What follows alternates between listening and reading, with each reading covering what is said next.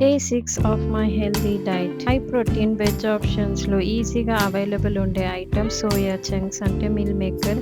దీంతో నేను ఇవాళ ఒక రెసిపీ చూపిస్తున్నాను.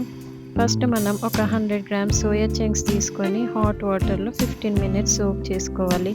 ఆ లోపు నేను 1 ½ స్పూన్ కారం ఇంకా 8-10 గార్లిక్ తీసుకొని గ్రైండ్ చేసుకుంటున్నా.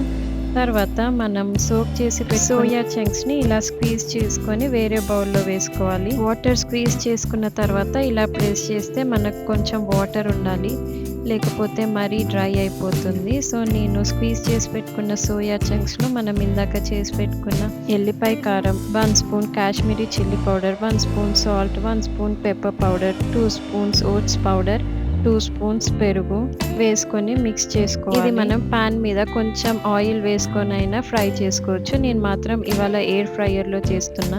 ఇలా మిక్స్ చేసి పెట్టుకున్న తర్వాత నేను ఎయిర్ ఫ్రై మోడ్లో ప్రీ హీట్ చేసుకొని పెట్టుకున్నా. ప్రీ హీట్ అయిపోయిన తర్వాత మనం ఈ సోయా చంక్స్ని ఎయిర్ ఫ్రైయర్లోకి ట్రాన్స్ఫర్ చేయాలి. తర్వాత 15 మినిట్స్ టైమర్ సెట్ చేసుకోవాలి. మనకి హాఫ్ వే వచ్చిన తర్వాత అంటే ఒక 7 to 8 మినిట్స్ అయిన తర్వాత మళ్ళీ ఒకసారి ఇలా టాస్ చేసుకోవాలి.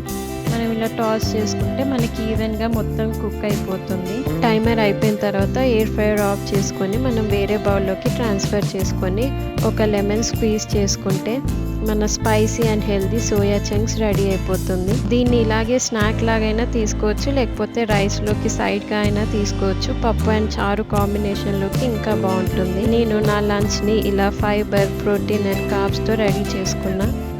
రేపు మీ ముందుకి ఇంకో హెల్దీ రెసిపీతో వస్తాను. Thank you. బాయ్.